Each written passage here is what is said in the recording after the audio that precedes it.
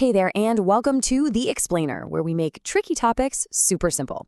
Today, we're going to tackle two tiny little words that cause so much confusion for English learners: so and to. Okay, let's jump right in with a super common situation. Picture this. Someone hands you a fresh cup of coffee. Is it so hot or too hot? By the end of this, you're not just going to know the right word, you'll know exactly why. So, here's our plan. We'll start with so hot or too hot, then dig into what so and to really mean. After that, we'll cover how to agree with people using these words, and of course, finish up with a little practice. All right, first up, what's the big difference?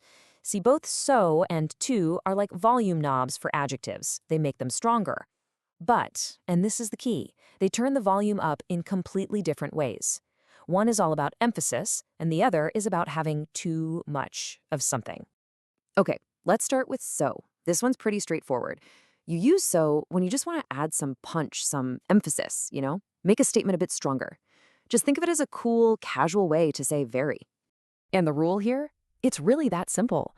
When you say something is so tall or so cool, you're just cranking up the volume on that word. It can be for good feelings or just to make a really strong point. Let's look at some examples. You could say, this movie is so scary.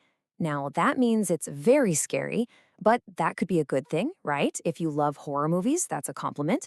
Or how about, Hawaii is so beautiful? You're just emphasizing the beauty. There's no problem, just a whole lot of feeling. Okay, now let's flip over to to. This is where things get a little different. See, if so is for emphasis, to is, well, it's for problems. It almost always has a negative vibe.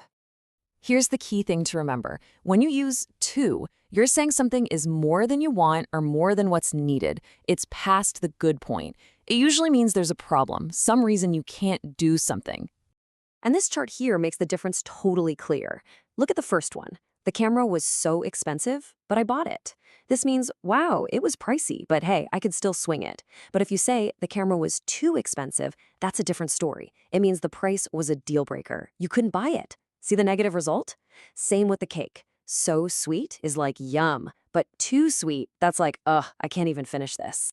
And here's a super useful little pattern you'll see all the time, the to structure. It's great because it tells you why there's a problem. So let's go back to that coffee from the beginning. If you can't drink it, you'd say, this coffee is too hot to drink. Boom. The sentence itself explains the negative consequence. All right, let's switch gears a bit, because so and to aren't just for describing stuff.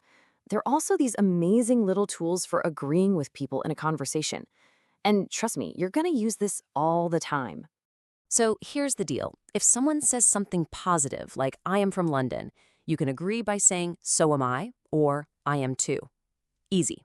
Now, if they say something negative, like I'm not tired, you've got two options. Neither am I or I'm not either. Both ways work. They mean the exact same thing, just a slightly different way of saying it. But you know what? In just normal, everyday conversation, it gets even simpler. Someone says, I love pizza. You just say, me too. They say, I don't like spiders. You say, me neither. It's that easy. Super quick, super natural. Okay, you ready to practice? Let's do a quick round to make sure you've got this down. So imagine you're chatting with your friend Jenny and you agree with everything she's about to say. What would your response be?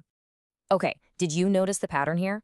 The little verb you use has to match the one in Jenny's sentence. So when she says, I can't, you use can't too. Neither can I. When she uses the past tense went, you use the past tense helper verb, did, so did I. The trick is just to listen for that first verb and match it. Simple as that. All right, let's do a super quick recap of the main takeaways. Remember, use so when you mean very. It's for emphasis. Use to when there's a problem, when something is more than enough. For agreeing with positive stuff, it's so do I, or I do too.